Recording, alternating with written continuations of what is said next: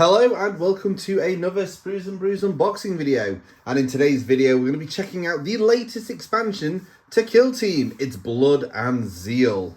So I am really excited for this box because I've been toying with doing some World Eaters recently. Picked up Khorne, started painting him, and then suddenly this lands on my desk. And also, for those who know me from the podcast, I love the Inquisition, Inquisitorial Henchmen, all that kind of jazz. So when a box lands with some Khorne and some basically Inquisitorial Henchmen, I'm going to be all over it. So it feels like it's been a little while since Brutal and Cunning, the last Kill Team expansion, which featured the Ratlings and the Orcs. Maybe that's just because obviously we get it a few weeks earlier. Maybe that kind of makes it feel like it was ages ago.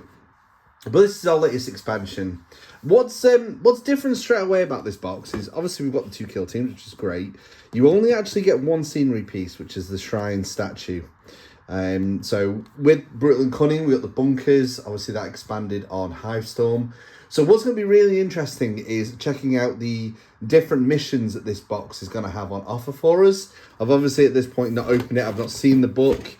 I'm going to be doing it all live for this video. So yeah, that's the bit I'm really looking forward to, seeing what they've kind of done with the missions, with you only getting the one new scenery piece. I did notice when we look at the contents, it mentions obviously token sheets, all your standard stuff, but then it mentions a Blood and Zeal mission pack, a card set. So maybe that could be where kind of the shrine comes in and how it mixes up your normal games of Kill Team. Other than that, you obviously get your data cards and your models for your two new Kill Teams. The Sanctifiers, which are like your Ecclesiarch henchmen. Your Goremongers, which are these crazy World Eater Khorne followers. And then obviously you've got your Shrine Statue and you've got all your rules and stuff in here as well. So without further ado, let's get this box open. Oh, before we do that, our thanks to Games Workshop for sending this to us to unbox, review, build and paint for you guys. And also, for those interested, we believe this is going to retail about $8 to $2.50, which I think is the kind of going price for these kind of boxes. I know things keep creeping up in price. I still think there's obviously value here. You're getting two full Kill Teams, but obviously we haven't seen the book yet. We don't know what the missions are like, so I want to do that. It is great to have this statue back. I think it's been off the web store for a little while. I kind of was a bit gutted that I missed out on it, so I'm glad I've got it now. Obviously, it was originally released with a big building. This, you only get the statue, but that is the best part of that kit anyway. So let's get this unboxed and check out all its contents. So we've got the box to one side. The first thing to come out is a bag full of bases. So I'll pop that to one side. The first sprue is the shrine. You can see that by the giant wings. It is a very imposing statue. I know Matt's got one of these painted up, so I'm glad I've got my own now to kind of add to the battlefield. Like I said in the intro, I'm really looking forward to seeing how the missions work with this, because this is the only bit of scenery that you get in the box, which is a little sad. But we'll see if the book and the missions redeem themselves. So pop that to one side. And let's check out. So this will be a brand new sprue. And taking a look at it, it's the Goremongers. So this is the Khorne World Eaters Warband. Straight away I've noticed, I thought these guys had jetpacks, but actually I don't think they have. I think they're more like injector tank kind of things. But some of these weapons are so very cool. They're basically cultists. By the looks of them, they're quite similar to jackals. Although, if you look closely at the images of them, they've actually sliced off their legs. They've got like metal legs. Maybe that's to give them increased speed. So I'm just struggling to get that to focus. It might be because I've misplaced my normal mat.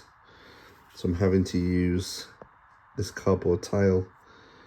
There will be some better pictures on the website as well. So apologies, my camera doesn't seem to be focusing very well. There we go. So yeah, make sure you check out the website for some better pictures of these sprues. But they are really, really nice. Quite a few options by the looks of things. But obviously we'll check out the instructions.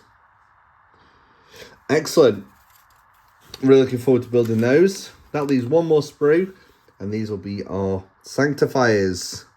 So, yeah, some returning stuff here, kind of in name, like the Death Cult Assassins and stuff. I feel like these are going to play a lot like the Inquisitorial Henchmen, but we'll obviously check out their rules soon. But it's a very... what I like about this warband is every model is different. Again, harking back to the Henchmen, which is very, very cool. They're probably one of the trickier warbands to use. I know I found that with the Inquisition. I'm sure it's going to be the same for these folks, but it will reward those that are patient when playing. I do really like this book here. It's cool. It comes in 2 parts. So very, very cool. So that's all the sprues by the looks of things. I do like how these Kill Team stuff come in like a dossier box. So let's get that open. Move these to one side. Pop those in there. Pop those out of the way. There we go. And we've got this. So if we open this up. So we've got the book, which we're going to take a closer look at in a moment. We've got the tokens, which are double-sided. So most of these are split between the 2 factions with their own unique tokens. And you've got some measurement and some generic tokens on there as well. Very easy to punch out, as you're seeing by me accidentally punching a couple out. We've got the instructions in this handy little book. So let's quickly flick through this. I imagine there'll be a few different options for your builds. So I like this. A lot of these are coming with little, this is what this is kind of thing. So you got the Brazier of Holy Fire, Hand Flamers, Holy Light, and so on. So you know what all your different weapons are. Looks like your Confessor is your leader.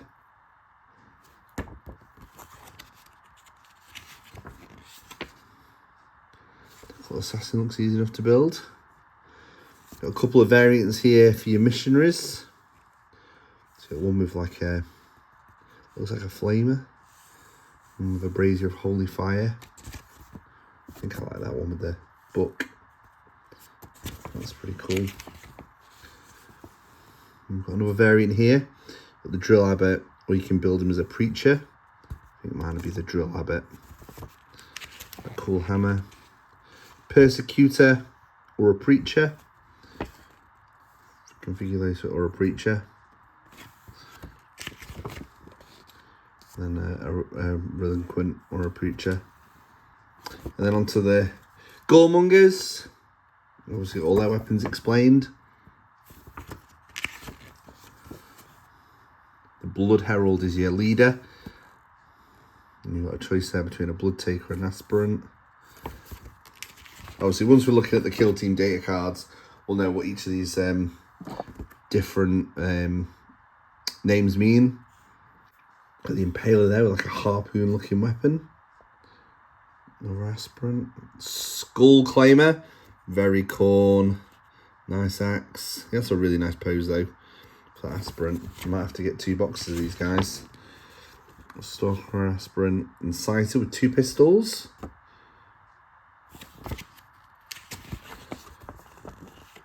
Some more aspirants there at the back.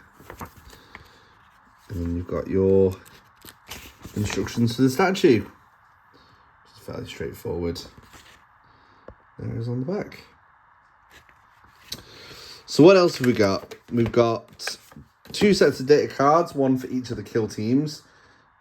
What we'll do is we'll have a quick look at these, but we'll probably see the contents of these in the book. So I won't spend too long on these ones. If we just have a very quick flick. Really, I'm doing this in the wrong order. Should have really looked at the book first. Let's have a very quick flick through these. So we've got some generic equipment there. Universal equipment. Data cards. Like I say, we're going to take a closer look at these when we get to the book. How to build a kill team. And yeah, your faction rules. like I say. So you'll have the same for your universal equipment there as well. It'd be the same for the Sanctifiers as well. But I think it'll be easier to kind of see those data cards and all those rules when we come to look through the book. But you've got a set of cards for each of the kill teams to make it really easy to play the game, especially if you like a tournament or something. And then you've also got this, which is probably, that's the rest of that. These are probably the Blood and Zeal cards. Before I open these, I want to check out the book, and then we'll look at these. I have a feeling I'm going to need to look at the book first for them to make sense. I just have this hunch. So we're going to move everything out of the way, and then we're going to take a closer look at the book. Okay, so it's time to check out the dossier, the book that comes with this box. This will tell us all about the kill teams, give us some background, and hopefully some tasty new missions. So the contents, looks like we've got a whole bunch of lore there, kill team rules and the mission pack, and then it breaks down the contents of the 2 kill teams. The day of firing, that's a nice piece of artwork, isn't it? Got a Valkyrie there, got your statue, Goremonger looming. Obviously, some nice lore, which I'll look forward to reading prior to the written review. Important to say that actually there will be a written review of this box in the link below, and that will include all your really pretty pictures of the sprues as well, and hopefully some of the models built and painted. Going into the background of the Sanctifiers, I can imagine these guys rocking around with the Cysts of Battle. Your Sanctifier operative, so this is cool. So you got your Confessor, Cherubs, Conflagrator, so 2 Hand Flamers, Death Cult Assassin, Drill Abbot, Miraculous Missionary, Persecutor, Preacher, Relinquent, and Salvationalist, which is pretty cool. So it gives you a little bit of background about all your different characters. But they're so nice. They're such nice models. I really like Death Cult Assassin and Missionary. They're probably my favourites, I think. Maybe the Confessor. Again, some stories. Then we move on to the Goremongers. This could be my next 40k army, the World Eaters. They haven't quite got as many operatives. They've got the Blood Herald, Blood Taker, the Aspirants, Impaler, Inciter, Skullclaimer, and Stalker. Kill team rules. So I mean, it's quite a big statue, isn't it? Okay, right, let's take a bit more time now. So Sanctifier kill team. So I'm seeing all this fresh. I do apologise, whoops, if I make any mistakes. I'm actually reading this live. So operative wise, you take a Confessor, a Cherub, and then 9 operatives selected from the following list. Other than Preacher operatives, your kill team can only include 1 of each. So Preacher's kind of your standard guys. You cannot select an option that includes a Brazier of Holy Fire more than once per battle. You've got the Security and Seek and Destroy archetypes. So straight away for me, because I played the Inquisitorial Henchmen, what was interesting about them is you could take Henchmen plus, say, some Kassakin or some Death Corps. These guys, they're their own separate kill team. By the looks of it, they can't take any allies or anything like that, which is fine. Again, to make it easier, it's telling you what all the different weapons are, which is very, very cool. Makes it nice and easy to understand. Faction rules. So sermons. So it's a strategic gambit. Your leader basically becomes a orator who can then give out sermons. Whenever a friendly Sanctifier operative is activated when 3 inches of a friendly orator operative, or 6 inches if the orator is a Confessor, that friendly Sanctifier operative is benefiting from the sermon. So I assume lots of the gameplay mechanics are going to come off if they're under the effects of a sermon. Blaze. So it looks like we get some special blaze weapons, which is very cool. So you can inflict extra damage by the looks of it. And you can almost burn your enemies, which is very, very cool. Re-looking at this, I think these guys you're going to want to kind of group together around your leader to make sure they get the benefits. I mean, looking at these strategic employees and firefight employees, they're talking a lot about sermons. So whenever an operative is shooting a friendly Sanctifier operative that's benefiting from a sermon, you can reroll any of your defense dice results of one. Hold on. You can reroll any defense dice results of one result. Example, results of 2. All right, okay. Whenever a friendly Sanctifier operative that's benefiting from the sermon. So yeah, you're going to want to stay within this range to be able to use any cool abilities. Well, that one doesn't need one. Lethal 5+. Unwavering devotion. So very cool. I think, like I said originally, I think there's going to be one that you might have to have a bit of practice with. It sounds like you kind of want to keep them huddled around your leader to make the most of them. So let's have a quick look at the data cards. So you've got your leader there, commanding declamation, leader procession. There's a lot of rules for these guys. There's a lot of text. So I think these might be a kill team that is definitely going to take some practice. Twin Torrent. It's the one with the 2 hand flamers. You can select with 2 valid targets. That's very cool. Come from the Sanctification Orb action. I'm sure we'll see what that is shortly. Difficult Assassin. So their ritual blades are hitting on 2s, 4 and 6 for crits. When there's operative fighting or retaliating, you can resolve one of the successes before the normal order. That's cool. Trained Assassin. For 1 action point, change the operative's order. This operative cannot perform this action while within control range. That's pretty standard. Looks like they're all around 6-inch movement with a 5+ save, because it doesn't like they're wearing that much in the way of armor. Same goes to these guys. So the Drill Abbot, Miraculous, Miracle. Okay. So she can actually come back to life, which is cool. Got all these cool attacks. Reefed. I don't know what that keyword does. Oh, Reefed. This operative can perform a shoot action with this weapon whilst within control range. That's cool. Don't sanctify the target. Instead, this operative is always the primary target, but only shoot against secondary, and they cannot be in cover. Very cool. Missionary, one of my favourite models. If he has a holy relic, he's always benefiting from a sermon. So he can maybe go off alone a little bit. He doesn't have to be within range of your leader, which is very cool. He's got quite a few options on him as well. Persecutor. So a nice eviscerator there with a hand flamer attached to it. It's very cool. Preacher, you kind of your standard guys, hand flamers and chainswords.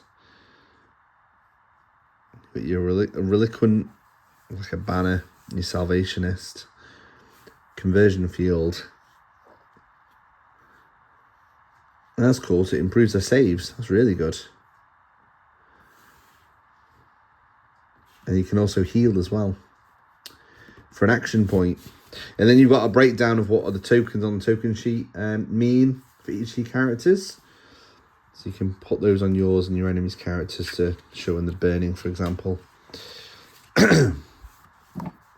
So this come up, Sanctification Orb. Once per turning point, 1 friendly Sanctifier operative, excluding the cherub, difficult or miraculous, can perform the following action. So to 1 area operative within 6. 3+ gains 1 of the douse tokens.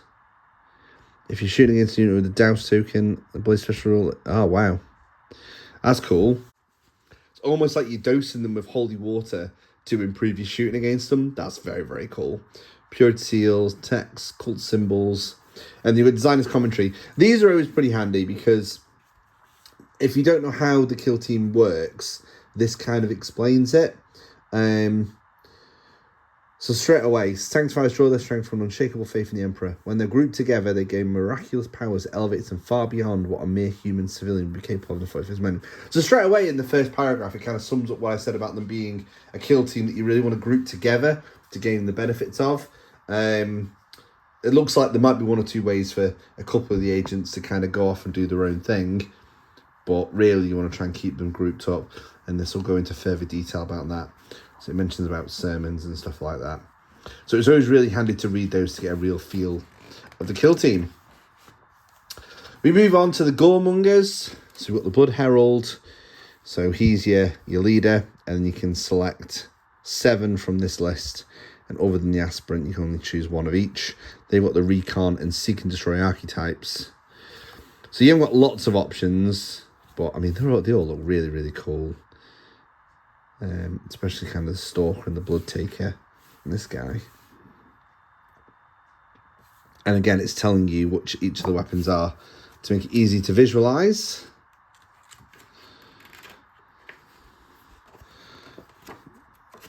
Okay, faction rules. Runes of Khorne.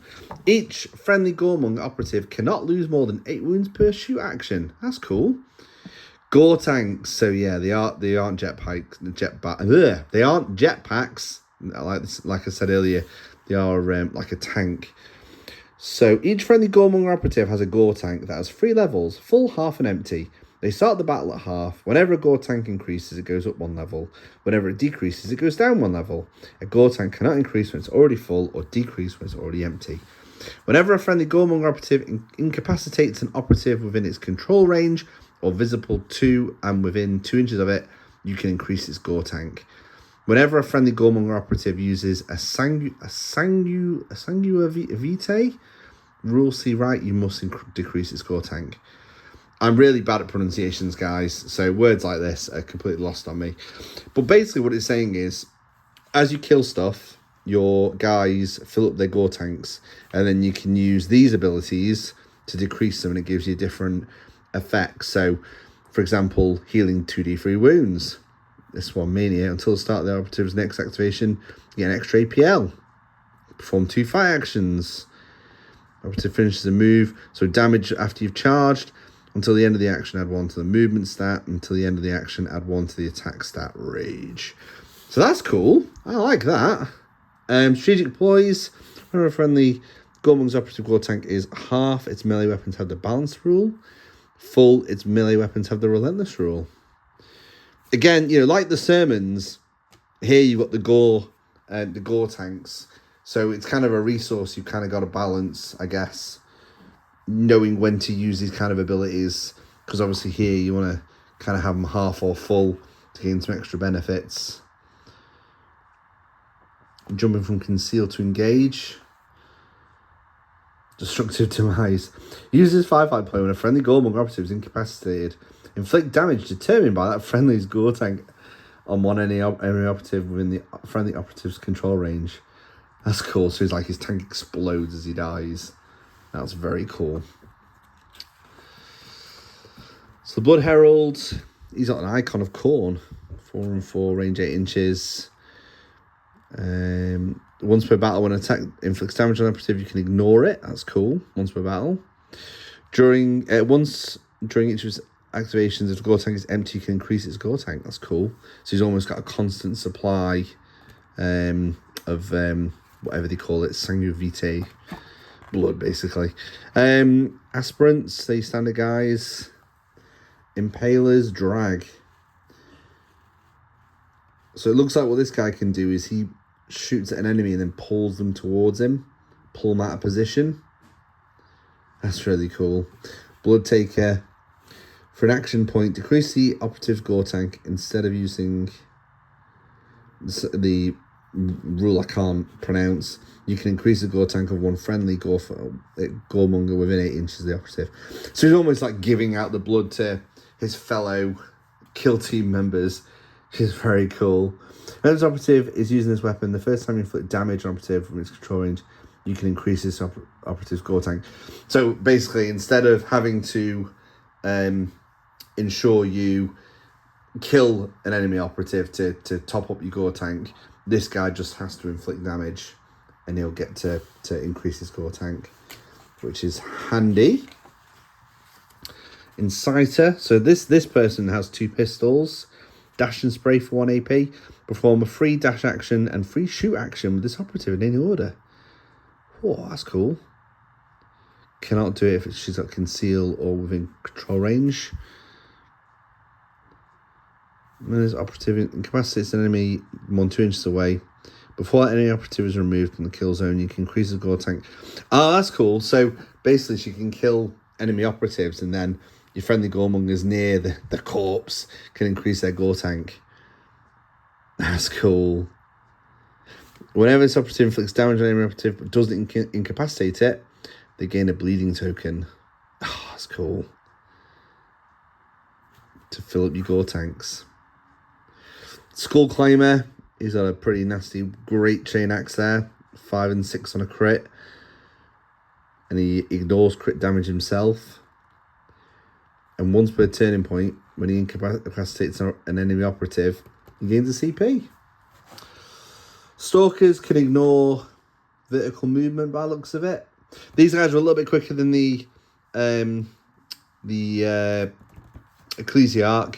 They've got 7-inch movement. They've still got a 5+ save though, because I mean they haven't got any armor on them. You've got all your tokens here for marking them up. Faction equipment. Looks like we've got some very Khorne inspired names here. Wrist chains. That's cool. Gory totems. Before the battle, you can set when you gory totem markers hold within your territory 1 2 inches away from other markers. Whenever any operatives within 3 inches of a gore token, your opponent cannot reroll their attack dice. That's cool. Bloody Cadaver. Looks like you basically get a free gore tank refill, which is nice. And your designer's commentary. So Goremongers are a fast, elite, aggressive melee team that require the careful management of a valuable resource, gore tanks, for them to operate at their best. So again, well worth a read there to make sure that they are the kill team for you.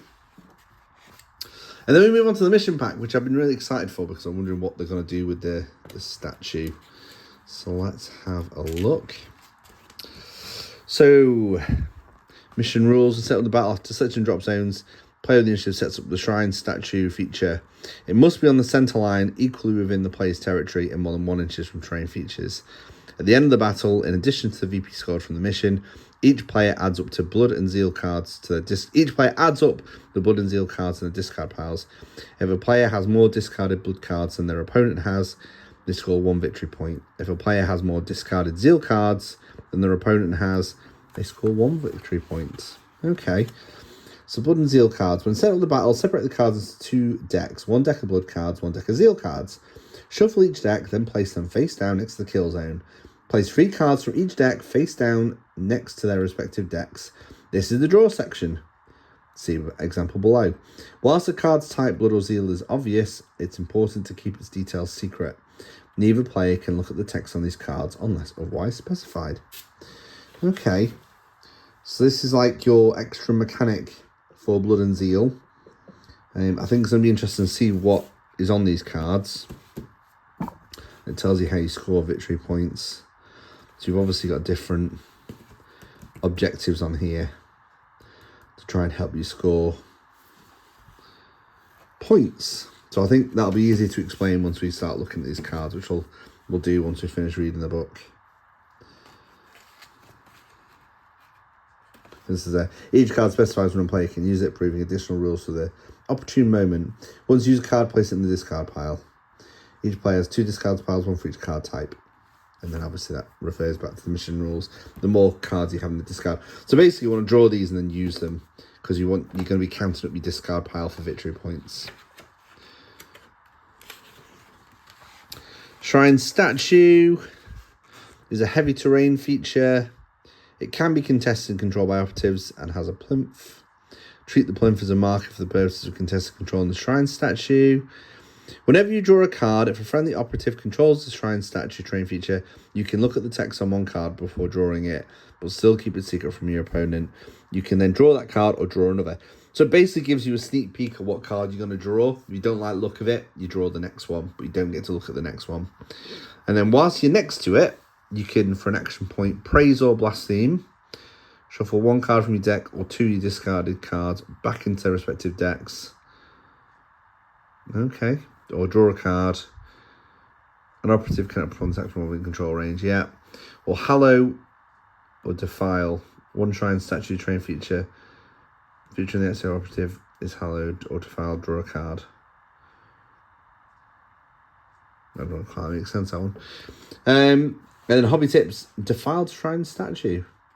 Okay, so it's giving you ideas on how you can kind of chaos up your statues. So they've added like a Khorne icon and drilled out her eyes, cut off half a sword, and then painted it up. But that's it. So we don't actually have any new mission layouts or mission rules per se. It's relying on your card mechanic, and obviously a few extra rules for the shrine statue. I guess that makes sense because you're obviously heavily relying on the Hivestorm, the Kill Team Volker scenery. So your battlefield is going to look quite, well, the same really as your previous games, albeit with a massive statue in the middle. And I believe, can you use this with Brutal and Cunning? This mission pack is designed to be used alongside other mission packs. Okay, so you could use it along with Brutal and Cunning as well. So you could have the bunkers along with the Volker scenery and obviously the statue around the centre of the battlefield. So that's cool. I don't know. I kind of feel like it should have had some mission layouts. Maybe some example missions. I don't know. I'll tell you what, that's the end of the book. So we've been through that. What we will do next is we'll have a look at these cards to get a better idea of that mechanic. Okay, so I've cut back to us having taken the cards out of the pack.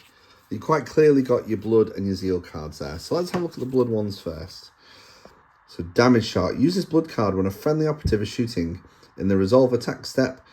When one of your attack dice inflicts damage, inflict D3 additional damage. That's really cool. And that's the same but for combat. Some extra movement, critical attacks. So yeah, as you use these, you can put them in your discard pile and they can give you victory points. So you're encouraged to try and use these cards as much as you can during your games. Cancel block. I expected them to be like objectives, but they're actually more like ability cards, which is cool. Use or reuse. Steal card. That's cool. Use a Blood card during a friendly operative's activation or counter action before or after it performs an action. Take a card from your opponent's hand. You cannot use this card if your opponent has no cards in their hand. Prevent mission action. That's cool. Return discarded card. So yeah, that gives you extra abilities during your game, which is pretty cool. That kind of really mixes things up. Let's have a look at the Zeal cards. So +1 APL for control. Use the Zeal card during a friendly operative's activation. It's like one objective marker until the start of the next turning point with determined control of marker. Treat the total APL stat of friendly operatives as one higher. Minus damage. Max success. Oh, okay. So it's like the counter to the Blood cards. Quite action orientated. Critical defense, healing, gaining CP, blocking fight actions. So these are like your defensive cards and your aggressive cards. So that's pretty cool. Again, I expected like objective cards. I didn't expect like ability cards. So that's really cool. Yeah, so that's everything unboxed. We've checked out all the contents now. First and foremost, both of the kill teams are bonkers good. Like, they look so nice in regards to models. I don't know what I'm going to paint first. I will be, once I finish this little section, there should hopefully be then a transition for me showing off some built and painted models. Hopefully I can get both kill teams done before the deadline on this one. So hopefully you'll be checking out the miniatures in a moment. But do also make sure you check out the link in the description as well, because anything I do manage to get done will also be in there as well as a written review of the box, having sort of digested this unboxing, reading the book properly, going through all these cards, building and painting the kill teams, like a proper review. Do make sure you check that out. And I will also summarise as well at the end of the video after the next transition. My first thoughts are they're two incredible kill teams. Two very different kill teams. The special rules seem pretty cool. The book is a little light on content. I expected objective cards or something like that. You're using the same scenery from Volker, so your scenery, your battlefields are gonna look almost identical to all the games that you've probably played, especially if you've played a lot of Kill Team so far. However, you have got the shrine that you're adding to it, and it has those few extra additional rules. So it'll be interesting to play to see what that's like, especially mixing in the brutal and cunning stuff as well. The value of the box might feel a bit stingy to some because you only get one terrain piece. However, it is a very nice large terrain piece. So yeah, it kind of, you know, it depends on what you want to get. So so that's my first thoughts. Obviously, this is completely fresh. I'm going to go away now, read the book properly, and hopefully in a transitions time, like I say, I'll be able to talk to you a little bit more about my overall thoughts and show off some of the cool models. So fingers crossed, I'll be right back.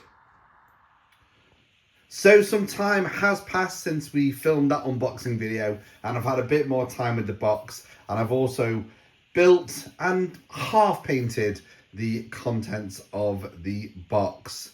So first and foremost, let's have a look at the miniatures. I'm going to start with the Sanctifiers, who unfortunately, whilst I did get to spray them, I didn't get to paint them. I just ran out of time. Wasn't feeling too great for a few days, which kind of put me behind. But I'm so happy that I got them all built, and at least these Sanctifiers are primed and ready to go. And they're all amazing sculpts. Some really nice alternative builds, especially for the missionaries. That's a preacher there. Here's one of the missionaries. I decided to go with the blazing fire, but there was a different build as well. I really like this guy with the goggles. There will be some better pictures on the website, so make sure you check out the link in the YouTube description below. It'll be for the full review of the box, and also, like I say, some better images of these models. I've got a brand new camera, and I don't know what it keeps doing when I'm trying to focus. It keeps kind of making the screen go funny. Hopefully that doesn't show in the final edit. So it's that one. Then we've got the relic, the sort of icon bearer. Gave him like a cloaked head. I think originally it was supposed to be a different head, but I preferred that one. Had it go in spare on the sprue. They're all really nice models. Here's one of my favourite ones. I'm going to call him Friar Tuck, because that's what he looks like. Although I don't think Friar Tuck walked around with a skeleton in a box with a Warhammer. There it goes, it's doing it again. Not sure what's going on with that, but hopefully it's not affecting this video too much. Then we've got this guy with 2 flame pistols. He looks like he's having a good time.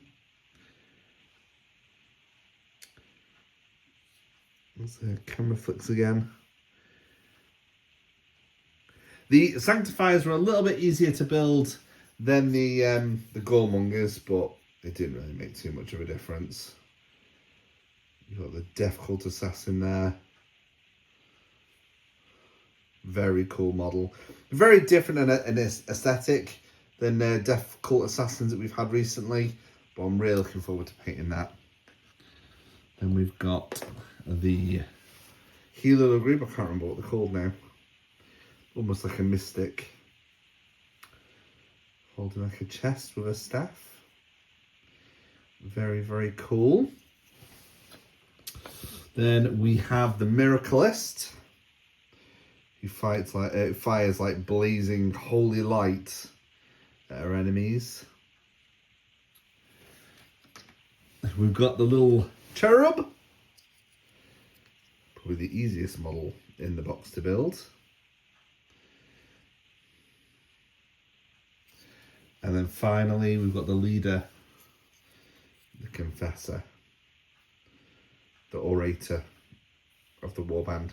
So the Sanctifiers, the more I read their rules, they sound really cool, and they're very much to try and keep together to make the most out of them. Like, all the fighters are kind of okay, but when they work in tandem and you synergize, I think they could be quite a good warband. So a kill team that's probably going to take a bit of practice, but I think they could be. They have the potential to be a very good kill team, and some really, really nice models. We'll now switch to what I did manage to paint, and that is the Goremongers. So I could do with going back and doing a few highlights and things like that. I am trying to improve my painting. But I'm really happy with how these have come out. So if you've got the Impaler, with kind of harpoon weapon. We've got the Skull Taker. This model I did add from the Battlefield, the recent Battlefield debris box that Games Workshop brought out. You can just about see a Death Core helmet skull. It's kind of been lost a little bit within the sort of basing I've used there, but you can just about see it. Probably be better in the pictures on the website. But he's ready to claim some skulls. Then we've got the Blood Taker. Now, one word of warning, in this, in his, what will be his left hand, he's holding something. I don't know what to really call it, but at some point between priming and painting, mine snapped off, and I have no idea what that is. So it kind of just looks like a little knife now, but just a word of warning, that is a very thin contact, and I've unfortunately lost mine. But he's still a really good model. There we go. I think this is a Stalker. You can climb vertical buildings, and it just costs 2 inches. So you can use him to zip around the battlefield quite quickly. Very cool model. We've got, I can't remember what this lady's called, but she basically can kill enemies from afar. She's the only really shooty Goremonger, but any Goremongers close to the people she kills gain their sort of gore for their gore tanks, their blood for the gore tanks that they have, which is a really cool mechanic. I think it's one of my favourite mechanics in Kill Team, being able to kind of, you know, keep going half and then full, and then using the abilities, trying to pick the key moments to use the gore tank abilities. You've got the Aspirant here. You can take multiple of these in your kill team. They get a cool charge, free charge reaction if they finish the fight phase and they're not in combat, which is really nice. Like I was kind of diving down with his blade. And then finally, my favourite model in the box, it's the Blood Herald, who is your leader. Really happy with how he's turned out. He's very, very cool. And again, dove into the Battlefield debris box and found a suitable big orc head for the base there, just to kind of finish the model off. So super happy with the box. I mean, if I was to be critical, I'm still not sure about the missions. The cards are cool, but I don't know if Kill Team needs a card mechanic like that. I think it's balanced enough without it, like the gameplay. To have a random sort of card mechanic, I don't know.